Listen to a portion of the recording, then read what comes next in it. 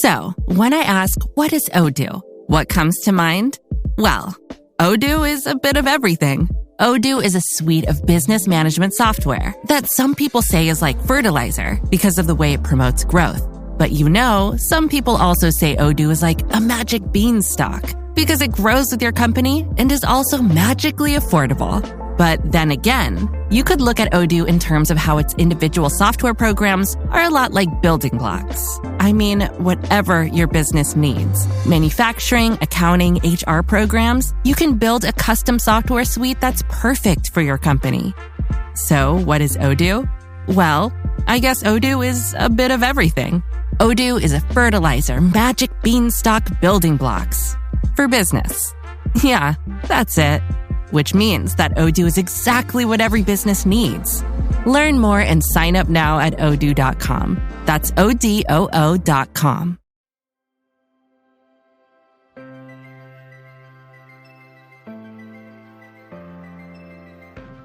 As a small business owner, have you ever felt overwhelmed by the pressure of choosing the right hire or leading a team? Or have you ever found yourself tolerating a bad hire because you fear trying and failing again as you repeat the hiring process? If so, you're not alone, and you are in the right place. Welcome to the Growing Your Team podcast. The Growing Your Team podcast teaches business owners like you to expand your unique business by teaching you to master the hiring and team management process. Hiring and managing a team does not have to be a challenge. You just have to learn to do it right. And the Growing Your Team podcast teaches you how to become a confident leader who hires right every single time.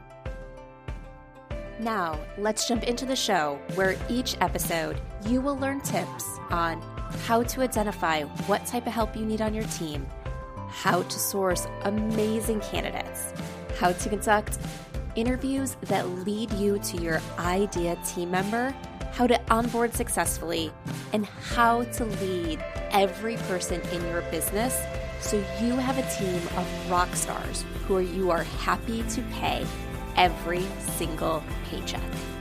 So let's jump in and teach you how to hire like a pro. Hello, Jamie Van Kuyk here, and welcome back to the Growing Your Team podcast. Today, I have on guest Kathy Svetina. Kathy helps small businesses with $3 million plus in annual revenue build financially healthy and sustainable businesses. She is the founder of Newcastle Finance, a company offering fractional CFO services to growing small businesses. For nearly 14 years, she did senior level financial planning and analysis for Fortune 500 companies. She saw firsthand how big companies use financial information to drive their business forward, and she shows small businesses how they can use those same strategies to create thriving businesses. She is also the host of Help, My Business is Growing podcast, and in her free time loves touring castles, which inspired her business name. In this conversation, Kathy and I are talking about financial anxiety and how that can impact your business's success. So we talk about a few ways to really look at your business and navigate to decisions so you can lower the anxiety you have about your finances that might be holding you back in ways that they shouldn't be. We also talk in this conversation about understanding the type and level of support that you need. For example, do you need an executor? Do you need a manager? Or do you need a strategist? These are all different levels of support, and you want to make sure you hire the right person so that way you get the biggest bang for your buck, which will help alleviate that financial anxiety that you feel with hiring. So let's jump into the conversation with Kathy. Hi, Kathy. Thank you so much for joining us today on the Growing Your Team podcast. Thanks so much for having me here, James. Super excited. Yes, I'm so excited to have you. Before we jump into today's conversation, can you tell us about yourself and your business? So I'm a fractional CFO for growing businesses, and a fractional CFO might sound a little bit complicated, but what that means is that I do CFO work for a fraction of the time, a fraction of the cost for businesses.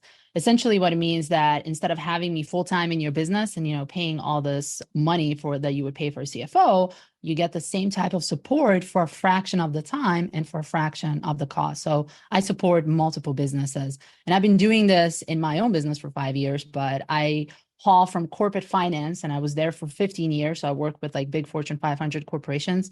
And what always bothered me that in big companies, you have a lot of finance support. You have people who do accounting, you have people who do planning, you have people who do all sorts of things. But when you come to the small business space, there's really that not much support. I mean, you have the accountants and the bookkeepers that take care of the day-to-day operations, but there's really no one that does that strategic type of work that you need as your business grows. So that's what I focus on with the small businesses. Yeah. And it's one of those things like it's kind of like you got to one of the questions that I had before, I had the opportunity to ask it.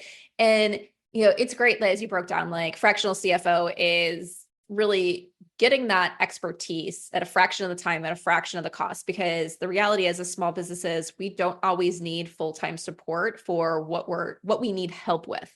And I feel like that's one of the mindset things that sometimes we need to get over, especially if we're coming from a corporate background. Not everybody needs to be full-time in an organization.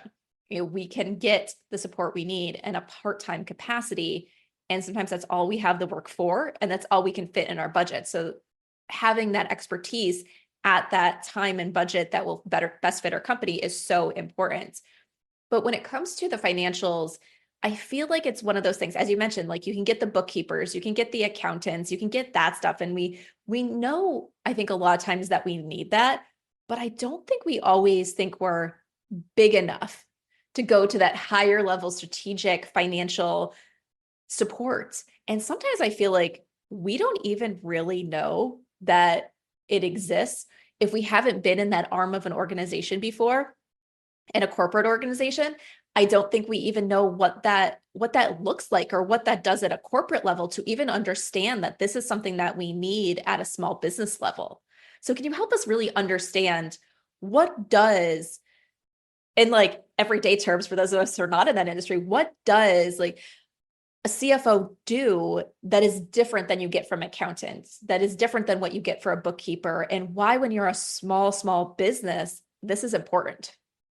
Yeah, that's a great question. And this is one of the reasons why I do a lot of podcasting and I have my own podcast, because I educate people that there are people out there that can help you with this type of stuff. And one of the main things is when I always get asked, like, when would I know that I need a fractional CFO? And the answer to that is when you are asking questions to your bookkeeper and accountant, and they're like, I don't know. That's not really in my job description.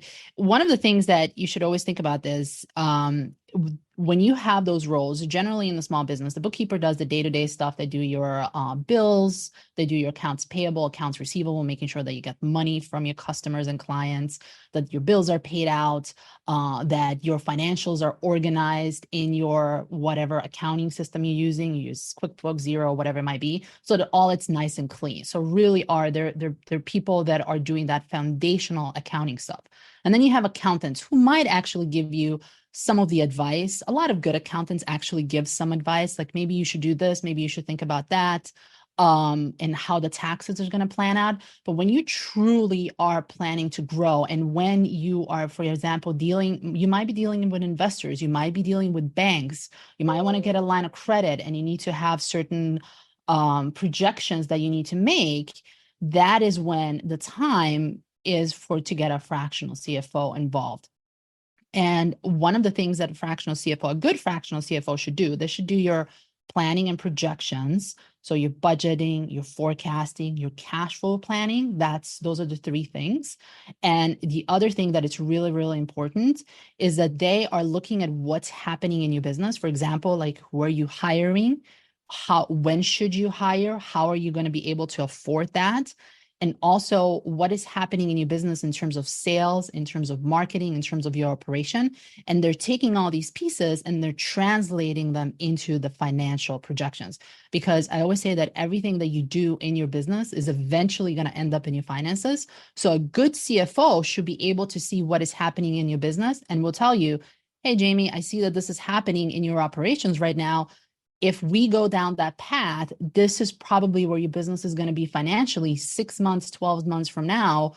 Do we need to pivot, or do we need to find something else to do? Or do we need to maybe hire more people? Because it looks like, for example, if you're doing a lot of hiring and you have a lot of sales happening, if you don't have the operations that are going to support that, for example, if you need a director of operations, a lot of stuff can fall apart. So that is, and of course, because when it falls apart, that's going to end up in your finances eventually. So a good fractional CFO, it's always going to be on the lookout what's happening in the business and thinking of how is what you're doing right now going to affect your business in the long term. Yes. Kathy, you just said something that I feel like is so important. So you talked about how they could notice things like, okay, you have a lot of sales, but do you have the operations to support that? And I've seen that happen so many times in organizations. I saw it happen in the corporate company that I came from. I see it a lot in other small businesses as we focus on revenue. How do I grow my revenue? How do I earn more money? Because that's, we look at that sustainable thing in a business. I have to earn revenue in order to pay myself, in order to pay my bills. And I set these goals. But I always remind people of, but what happens when you achieve those revenue goals? Can you sustain? Yes, maybe you can sustain that short little uptick and handle those additional clients for a month or 2 months. But if that is every day, and it's not just one additional client, it's 4 additional clients because your sales team is knocking it out of the park, can you do that?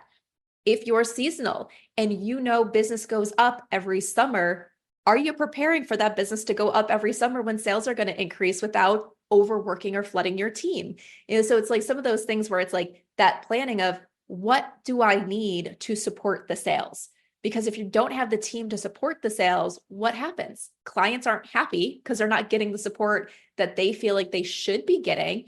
And then they might pull contracts. They don't refer you to other people. They don't come back for repeat business and things like that. So it can impact your future. And we don't want those sales numbers to be a momentary blip, something good that happens. We want it to be that steady increase of, here's where our business can be and should be and is moving towards. And there's another point with sales. Obviously, it's making sure that you're operationally ready for it. But the other factor here is too that you have to know that not all money is good money. So what type of money are you bringing in? It's the business that you're bringing in actually at a lower margins, and that is going to affect the business as well. Because what ends up happening is that you do all of this extra activities to make sure that the money's coming in, but because you're spending so much time supporting it, you're not actually keeping it in your business. And that becomes an issue as well. So looking at it is from a perspective of who is really a good client or a good customer for us, especially that's really important if you're in a service-based industry. That is a little bit different if you have a product that you're selling, but it's so important if you're a service-based business to really understand who is the highest producing margin for your business and what type of clients actually bring you the most money in, so that you're not serving people and then at the end you're bringing all those people in to support them, but at the end of the day, because you're spending so much on support, you're not really keeping anything in your business. Right. Yeah. I think it's a great thing. It's like, I just read this quote, and I'm not going to get it right. It was like, you finally find someone that's obsessed with you. They want all your time, and they're like, but they're your most annoying client. And like, so It's like, but at first it starts off, it's like, ooh, it sounds so good because they really like me. And then it's like, but they're your most annoying client who sucks all your time and makes it so you don't have time for anything else. And they're typically your lowest paying client and things like that. And so it's like, it doesn't always work out just because someone's taking a lot of your time if you're not getting paid for it appropriately. I feel like that's also one of those things is sometimes you look at that and say, well, this thing I'm offering is 100% something I want to do. It's in line with my business. But sometimes is it that distinction of, do you work on it as the business owner, Or is that one of the projects you give to your lower paying team members? So the work's still being done, you're getting the same revenue in, but it's not costing your business the same to complete that project because you're having a lower hourly rate work on that project than your higher hourly rate. I work with a lot of clients in the interior design business, and I know they say when they're hiring someone who's a new designer, and they say, these are the projects that they're going to work on independently. And they're typically the smaller projects. They're like, it'll be a one-room project, where here are the projects they'll work in collaboration with myself or with another designer, because they're the bigger projects. And it's like, you can trust them and give them independence on those smaller projects, but you're going to have the higher level team members work in collaboration with them on those bigger projects. Yeah, exactly. And a lot of times business owners don't really know that. So it's okay to do certain things as an experiment, as a test, but not rolling out to the entire company. So if you want to take certain project on, especially I know with designers, especially if you're doing like a design build, you might be switching from, say, kitchen to bathrooms, or actually doing like an actual design of the entire house. Those are different projects. So if you want to take a small test project and see how it actually works for you, how much time you're spending on, how much time your team is spending on it, how much revenue can you actually get from it, and what the cost is from that as a test project, and see if that might be able to fit your business. That's okay. But you going there with an intention, I don't know what I don't know. I am doing this as a test, as an experiment. Let's see and find out how this works out. So that's okay. Instead of going and doing is, oh, I'm going to make so much money, and then at the end you end up with nothing. Yes. Yeah. And I feel like that's one of the things we talked before on this podcast, is sometimes tracking your time, understanding really what it goes into executing a project. And I remember a few years ago, I raised my prices on one of the offerings, and I felt it was a hard thing for me to do, because I was like, ooh, should I be doing this or should I not? And then I started really tracking my time on the projects, and I was just like, oh, no, this is priced now exactly where it needs to be. Otherwise, I'm losing money every time I sell this service. And it sounds great. It's a good revenue generator, but if I'm losing money because I'm on executing, that I shouldn't be selling that. So it's like, with the increased price, I was like, now I actually make money off of selling this versus going into the red by selling this. Yeah. And the other thing I also want to say too is pricing is it's an art and it's a science.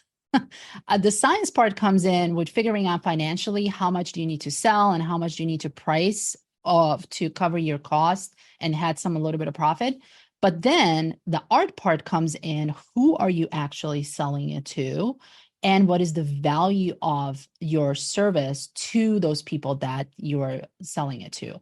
For example, you might, and I know a lot of people get into, well, what if they don't pay for this because they say it's too much? Well, you could go into the other way and say there might not be paying for it because it's priced too low. There's a lot of psychology in pricing. So you always have to think of the both sides, that again, there's the science part of how much do I need to make money, but then also the pricing side, how much can I price it for this particular customer with the positioning that you have in your business. And that's, the marketing people can tell you more about this. And who are you actually selling it to the market? If you go into like a high-end market, obviously the price there is the market can take a lot higher price than if you're going to a lower market where, they're really, really price sensitive. Yes, exactly. And sometimes even within a market, you're going to find both sides of that as well. I know for like my services, I have some people that say, nope, I can't afford that. I don't see it necessarily being worth that. It's not going to work in my budget, whatever. And I have other people that say that is 100% worth the cost. Here, take my money now. So it really is like, it's one of that art. It's figuring out, okay, well, if I'm always hearing no because of price from this group of people, what can I do about it? One, maybe don't market to that group of people anymore and market to the people that are saying yes. Or sometimes see, is there something else that you can offer that other group that is worth your time, but is not the full thing that you initially went for? Do they need everything? Or can you have a smaller package, a smaller offering that fits what that group needs in the budget that they can afford? Yeah, exactly. Yeah. Yeah. So I want to circle back because I feel like this is so important when you're talking about kind of the difference between the bookkeeper, the accountant, the CFO. Because I feel like there's sometimes some people listen to this might be like, but I'm not a money person. Even all that, I'm like, whoo, it's over my head. I don't get it. So I just want to kind of like break that down into something else that people might relate to. And if we look at it, the different levels. So we talked about the bookkeeper, kind of they're the executors. They're the people that are going and doing the work. They're going in and labeling the transactions and doing all that stuff. They're making sure your everything is up to date and accurate. So if you think about that, like let's equate all this to marketing. That could be the person that comes in and schedules your social media. They're taking the templates that you provide and maybe just changing the verbiage out based on what you're telling them to do. They're not putting in a whole lot of strategic or any strategic level really thought process. They're kind of executing what's in front of them. So yes, it might take strategic thought for them to do it. It might take some thought of, okay, here's a template, but based on what we're putting in, how do I change it? How do I adjust it? How do I make this work for in the brand, for in this? So we're not saying it doesn't take any thought process to do this, but it is one of those things where the strategic thought that they do is just based on the information that's in front of them. Then if you think about your accountants, those could be that next higher level person, the person that's saying, okay, no one's telling me what to do marketing wise, but I know there's a launch coming up. Here are the pieces we need to be successful for a launch. We need emails, we need social media things, we need this, we need that, we might need ads. And so they're kind of creating all those things because they've been told our business is doing this. We need marketing pieces to support it. And then I kind of see like the CFO is kind of like then your chief marketing officer, where they say, all right, well, you want to increase your sales by 5%. How are we going to increase your sales by 5%? Okay, we need to do this in marketing. If we do this in marketing, we need this over there. This is how we're do this. Okay, you're not going to tell me that you're going to do a launch. I'm going to tell you that we're doing a launch because that's how we're going to get that increase. That's how we're going to achieve this. Okay, we're having a downtick in our sales. What's causing it in our marketing? What has changed? So they're really that person that's thinking that higher level, saying, because you want to do this elsewhere in your business, we need to do this within marketing. That's an absolute fabulous analogy. I love it because it brings that very close to, especially the smaller businesses that have to deal with marketing. And I love it. I love it. It's great. Yes. Yeah. Because I feel like relating a lot of things back to marketing sometimes works because even if we're not good at it, we all know that really has to happen in our business. We're not overlooking it. We're not ignoring it. But we tend to overlook and ignore a lot of the other important things in our business because it just doesn't sound as fun. So like the finances. But okay, so let's now talk about these different levels. And so a lot of times businesses, once they start hiring, they start off with hiring the people that are going to execute things. And I think that's fine. A lot of times when we're going to start getting work off our plate as business owners, we need to hire the executors first, the people that are going to free up our time. And if they can free up our time executing, it gives us more time to really be at that higher level, which is where we should be as the owner of our business, as the CEO and everything. We should be doing that strategic planning and that thought process. But then as our business continues to grow, we can't be the only person operating at that higher level.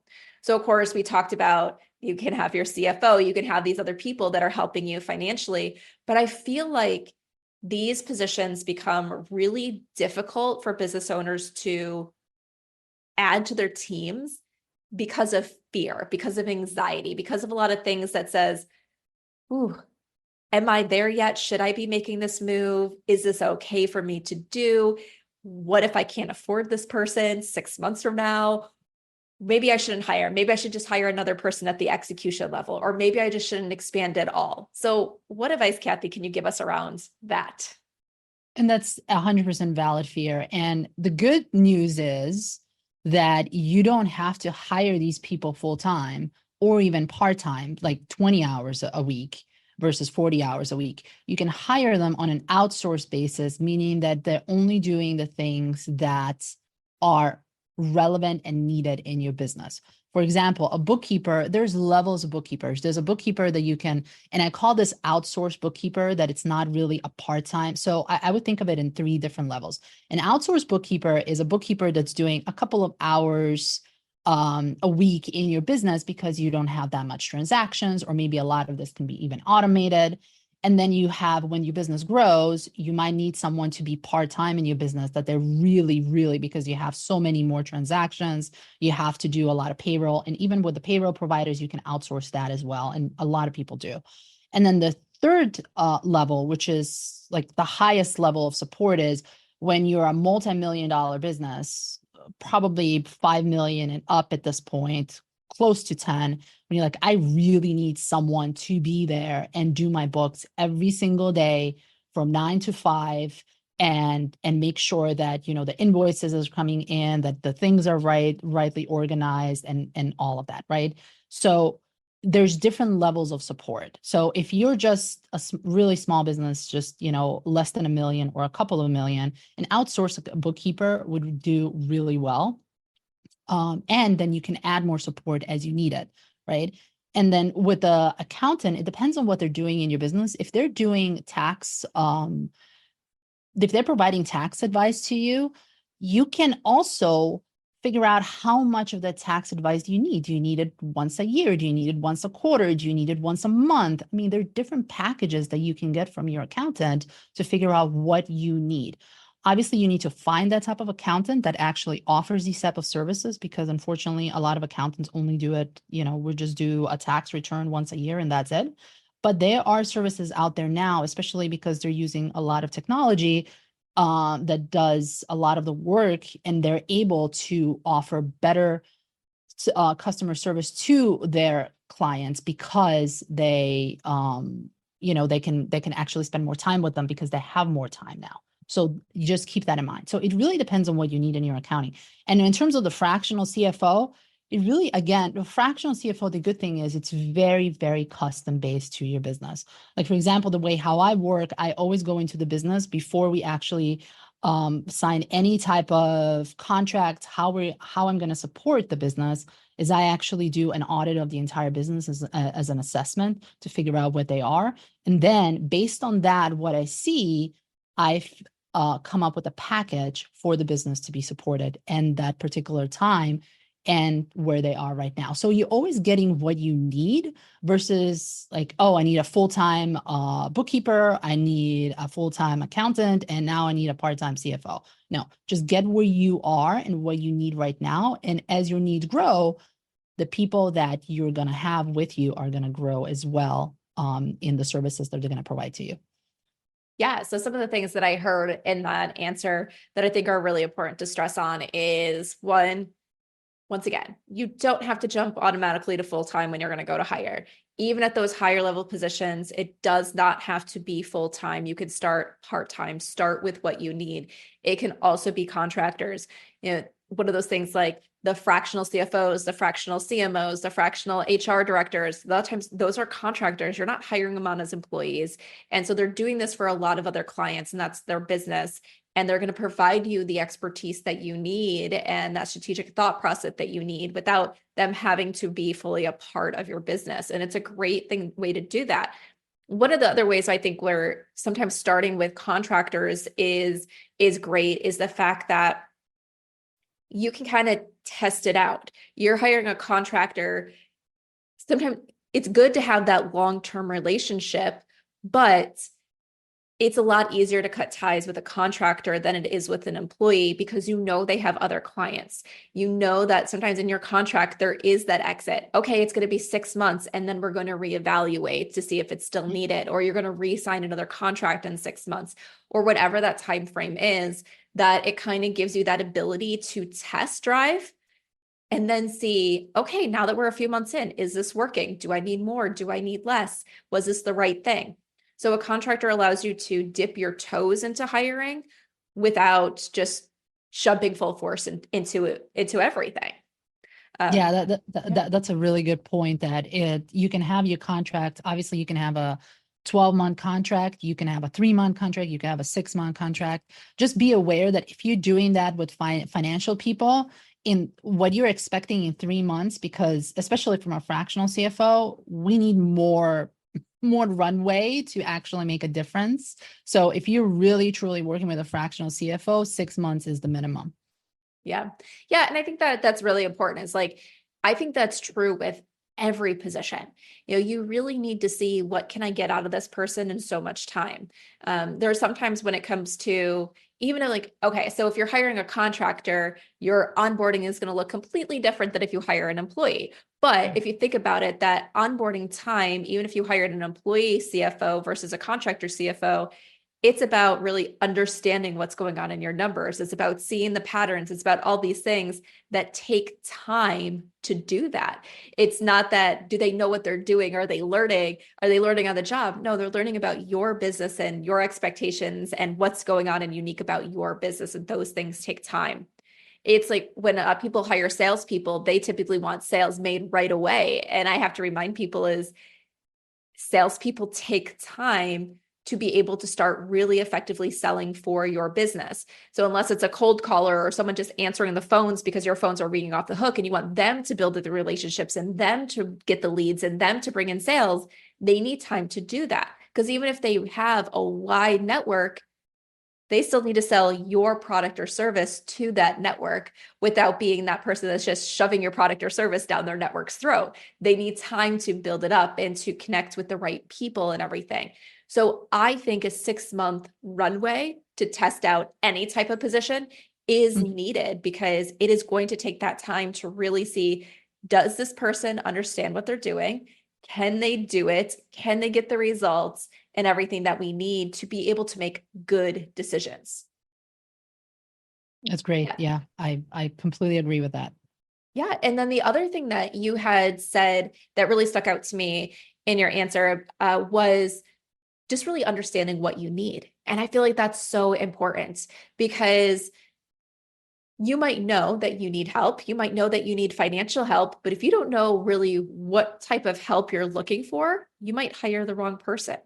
And it could very well be that you need a CFO, but you need a CFO that has expertise in this area or focuses on this versus something that's over there. Like you made the example of an accountant. Some accountants will help you with the taxes once a year.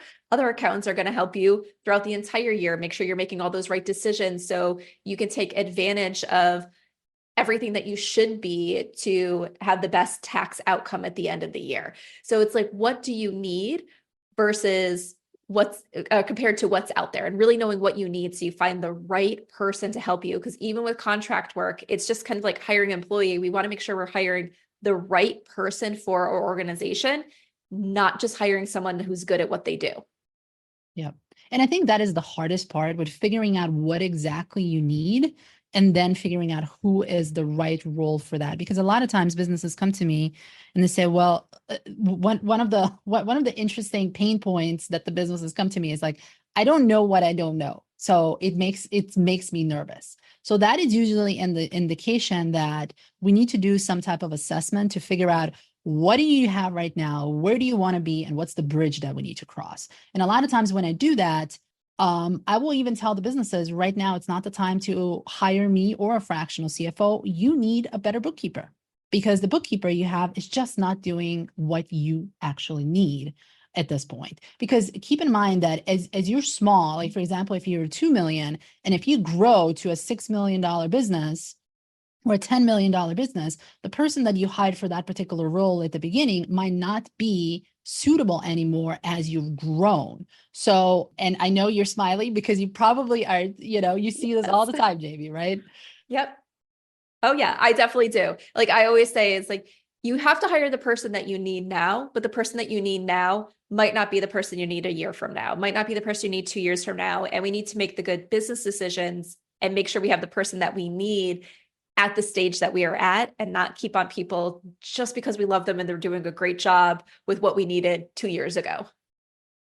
And that's the benefit of having someone on your side who is strategic, like a fractional CFO, like a fractional CMO, like a fractional HR person that is going to say, okay, I see you, I hear you. This is going to be the plan of how we're going to fix this. And it could be that we need to shuffle some rules around. We need to get you a better, more up-leveled person, or that we just need to train the person that you currently have in your role if they're trainable. I mean, that's an option too. So these are all the things that you can do, but you need to have someone on your side who is able to see that holistically and advise you on it. Right. Yeah. I love that. And like, oh, what you said was so great, because one of the things I was thinking about is like, ooh, my next question I'm going to ask, and you already answered it, but I'm going to like want to go through that question just so people can see kind of this from a different light as well. Because I was like, well, what if you think you need this financial help, but you think you need the financial help because things are looking pretty tight in your finances? You're like, what is going on? How do I do this? But can I really afford to hire someone? So I love how you said sometimes you can come in and kind of do that analysis and help them figure out what type of support they actually need. And sometimes you're going to tell them, I'm not the right person yet. You need to do this because this is going to solve your problem before you get this type of help. And I think that can, as we talk about anxiety with hiring, going to the right people that are going to guide you to the right thing or person or company or position to hire is so important, because a lot of times we are too close to things. We don't know what we need. And it really is going to reduce that anxiety when you have someone helping you make the right decisions instead of just selling you what they have. Yeah.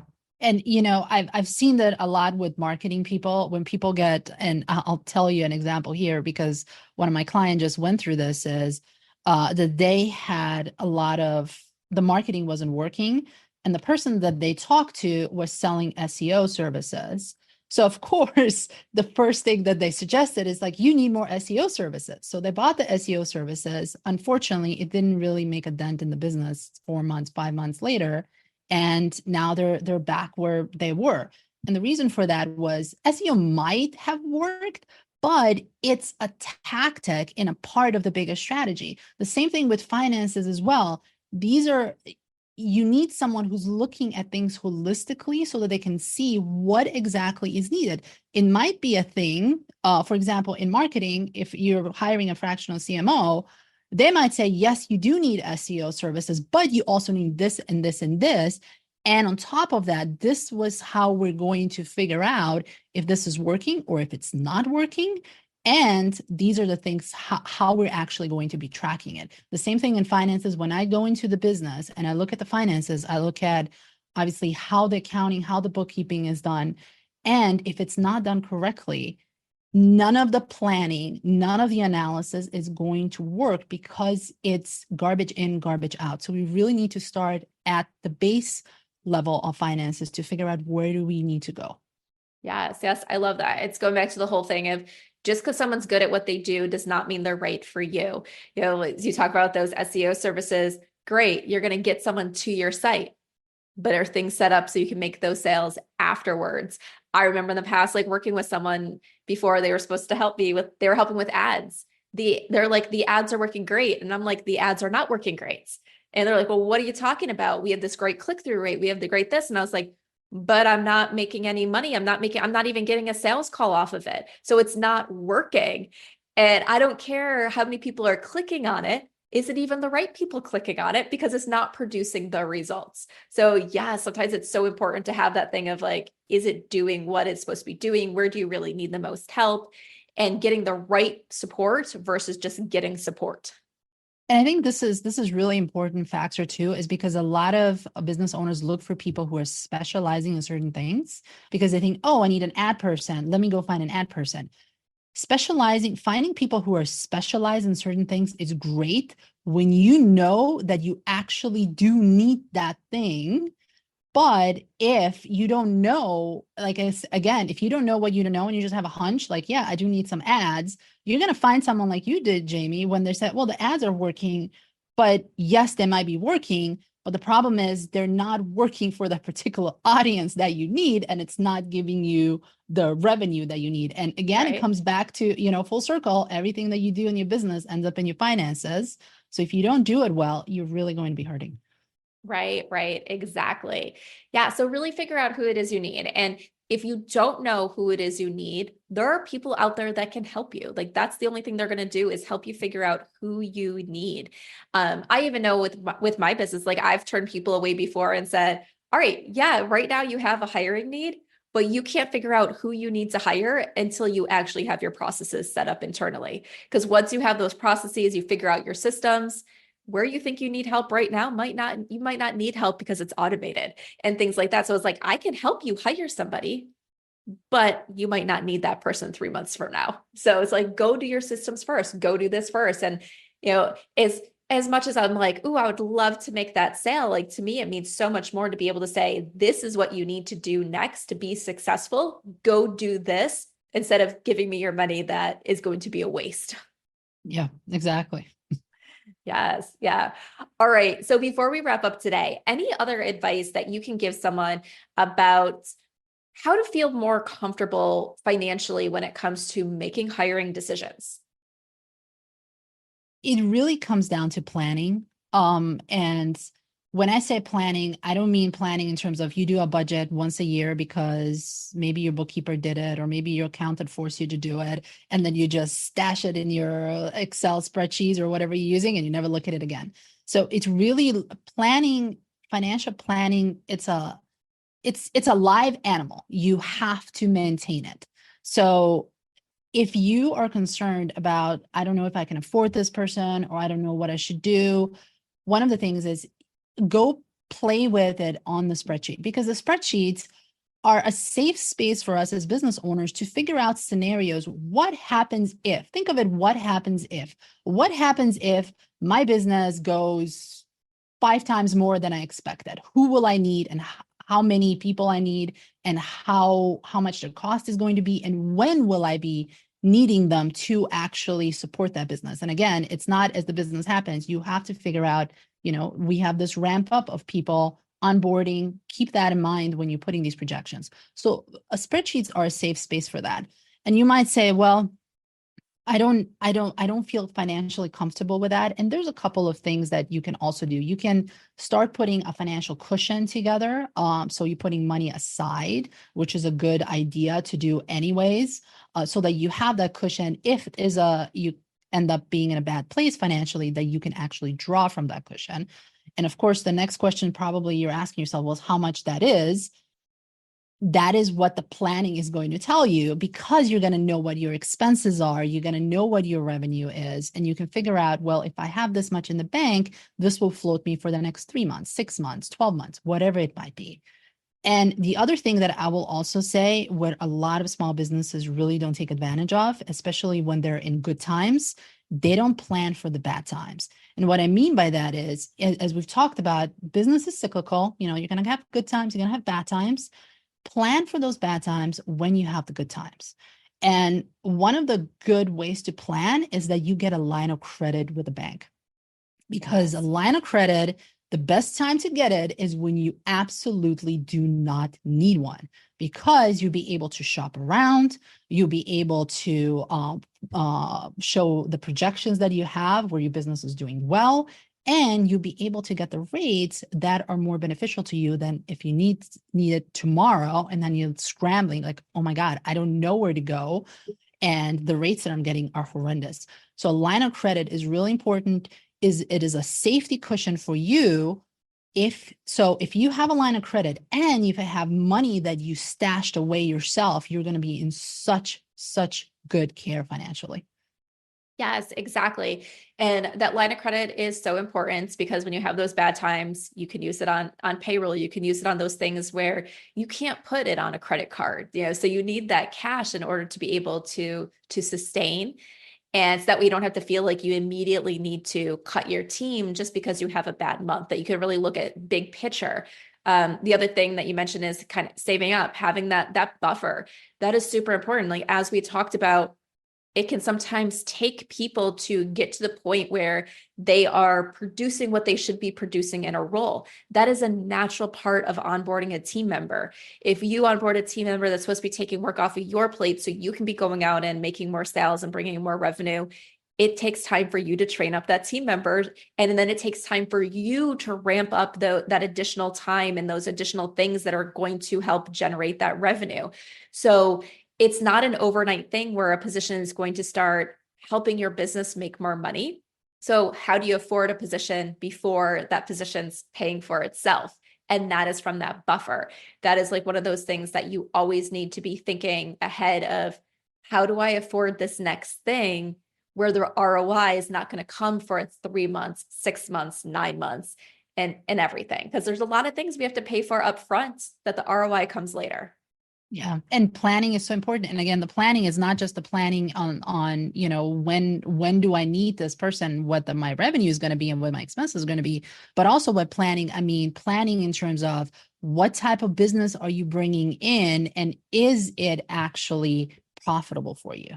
Yes, bringing us full circle, Kathy. Let's make sure that the business that we're selling is profitable, that we're not going into the red every time we sell, like immediately when we sell something new, because it's going to take more time to produce it or create whatever it is than we're earning by selling that service, by selling that product. Yeah, exactly. You don't want to feed the beast. Yeah. And I think it's so much more important for you to plan on it, because as a client, I remember working with someone once and there were some mishaps that happened along the way. And they tried to say, well, now we're not making any money off of this. And I'm just like, these were things that it was in construction. So these are things where it's just like, these things are pretty common for them to happen. I was like, but why are you blaming it on me? Shouldn't this been built in to begin with? That, sometimes things happen, you build that cushion. So you're not just like breaking even on everything. You have a little bit of that profitability, because as a customer, I'm just like, that doesn't feel good, where then you have to hear as a customer that the business is no longer making a profit off of something. So make sure that you're planning ahead of time so you don't have to put that pressure on your customer.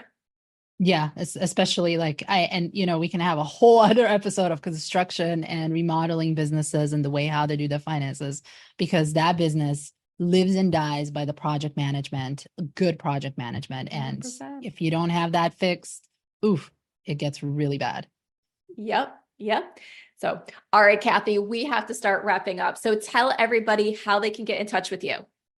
So you can get in touch with me via my LinkedIn. I am the only Kathy Svetina on there. So please connect with me. I also will say that I have a podcast called Help My Business is Growing. And Jamie was a guest on there as well. She was fabulous. So I invite you to listen to that.